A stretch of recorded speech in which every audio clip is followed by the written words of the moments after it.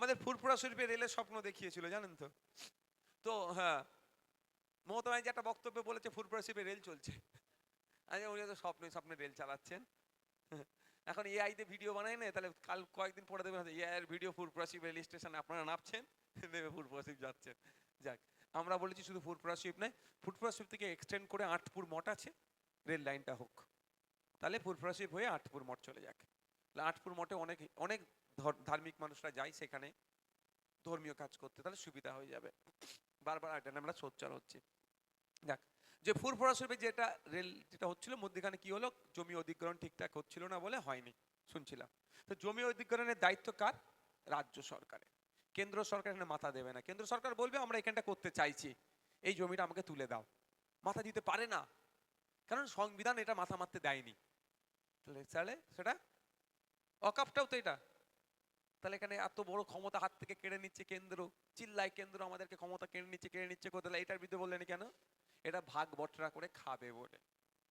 এটা হচ্ছে মেন উদ্দেশ্য। মমতা ব্যানার্জি কেন ছেড়ে দিল আপনাদের বলে রাখি, ওর ভাই ভাইপো দলের নেতারা যেভাবে হাজার হাজার কোটি টাকার ওয়াকফ সম্পত্তি লুটেছে, এবার বলছে অমিত শাহকে, তার ছেলেকে, তুমি আর তোমার ভাইপো খাও, আমরা যে ভাই ভাইপো দলের নেতারা খেয়েছি এটা যেন কেড়ো না, এই জন্য মেনে নিয়েছে।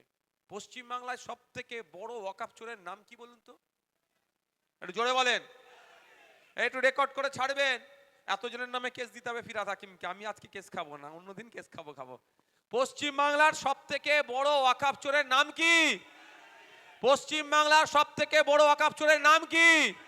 আমি একবার বলে নিই, কেস খেলে আপনি কেন একা খাবেন, আমিও খাবো, ফিরহাদ হাকিম। কেস যদি খান আপনিও খাবেন আমিও খাবো। আমি তো চাইছি কেসটা করুক। কি বলছি, কেঁচো খুঁড়তে যে কেউ টেবার হয় জানেন তো। আর আমি এটাও বলছি, খুব বেশি হলে প্রেস কনফারেন্স করে হম্বি তম্বি করবে, সাহস নাই কেসটা করার। কেন বলুন তো? কেস কি করবে? যে নওশাদ সিদ্দিকীকে প্রমাণ করাতে হবে কোথাকার আমি ওয়াকফ চুরি করে রেখেছি, এটাই তো, এই কেসটাই তো করবে। আমার নামে মিথ্যাচার করছে। আমি কোর্টকে যে বলবো ঠিক আছে, ওই জায়গা ওয়াকফের কে কে আছে দেখুন। বুঝতে পারছেন না? আমি তো এটাই বলবো, যে কুয়েস্ট মডেল একটু ভিতরে অমুক রোডের তমুক জায়গাতে অমুক এতে এইখানে মার্বেলের গোডাউন, এসব ভাবে বলবো তো। তাহলে ওই জায়গাগুলো ওয়াকফের কে ভোগ করছে? উনি বলবেন না আমার নয়, বলবো কোর্টকে অর্ডার করুন, ওই জায়গাগুলো ওয়াকফ বোর্ডকে তুলে দিন, কয়েক হাজার কোটি টাকা সম্পত্তি হবে। এবার আমি হয়তো মিথ্যা, ওনার ভাষা অনুযায়ী মিথ্যা, তাহলে তা যদি কয়েক হাজার কোটি টাকা সম্পত্তি উদ্ধার করতে যে 6 মাস জেল কাটতে হয়, আমি রাজি আছি ভাই, আমি রাজি আছি। মামলা করুক, আমি আপনাদের বলছি মামলা করবার সাহস নেই, কেন ওয়াকফ চোর। ও জানে নওশাদ সিদ্দিকী বলুক বা আমাকে মানুষ মুসলমান এখানে ঢুকাবে, কানবে, ওখান থেকে বার করে দেবে, এই ভাবছে। কারণ এখানে ঢুকাবে, এখানে বার করে দেবে, বলুক নওশাদ সিদ্দিকী। কিন্তু আমি যদি রিয়াক্ট করি, আমার কয়েক হাজার কোটি টাকার তাহলে সম্পত্তি চলে যাবে। আর আমি তো ওই জন্যই আঘাতটা দিচ্ছি, বারবার বলছি ওয়াকফ চোর ফিরহাদ হাকিম, ওয়াকফ চোর ফিরহাদ হাকিম।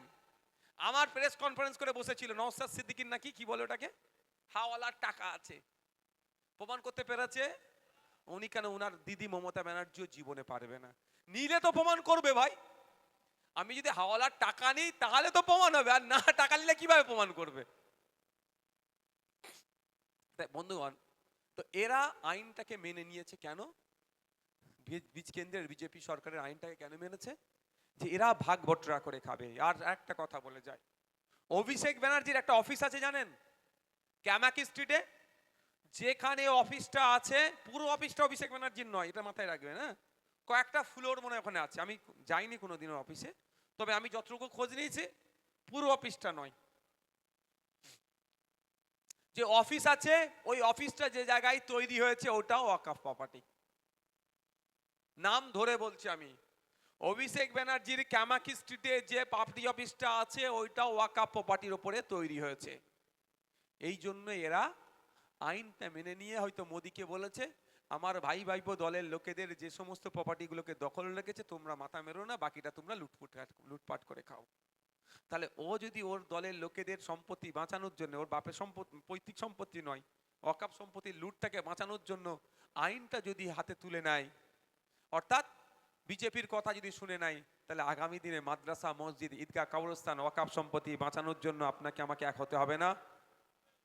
আজকে মুসলমানদের সম্পত্তির উপরে নজর পড়েছে, কালকে গুরুদুয়ারা সম্পত্তির উপরে নজর পড়বে, তারপর দিন গির্জার সম্পত্তির উপরে নজর পড়বে, তারপর দিন হিন্দু ভাইদের দেবত্ব সম্পত্তির উপরে এই সরকারের নজর পড়বে। তাই শুরুতেই একে আঘাত দিতে হবে গণতান্ত্রিক প্রক্রিয়াতে, একে আটকাতে হবে, এর বিরুদ্ধে লড়াই সংগ্রাম জারি রাখতে হবে গণতান্ত্রিক প্রক্রিয়াতে এবং আইনি লড়াই করতে হবে।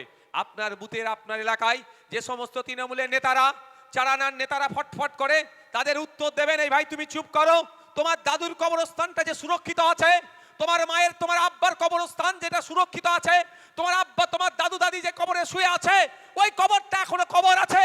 নওশাদ সিদ্দিকীদের মতো কিছু মানুষের করা মামলার জন্য, কোনো মমতা ব্যানার্জি অভিষেক ব্যানার্জির কোনো মামলাতে নয়। এটা আপনারা বলবেন। ওর দাদুর কবরে যে এখন মদের দোকান হয়ে যায়নি সেটাই সৌভাগ্য করতে বলবেন, আর নওশাদ ভাইকে সকাল বিকেল সেলাম ঠুকতে বলবেন। আব্বাস ভাইকে বলবেন সালাম ঠুকো, আব্বাস ভাই টাকাটা দিয়েছে আর নওশাদ ভাইকে মামলাটা করেছে।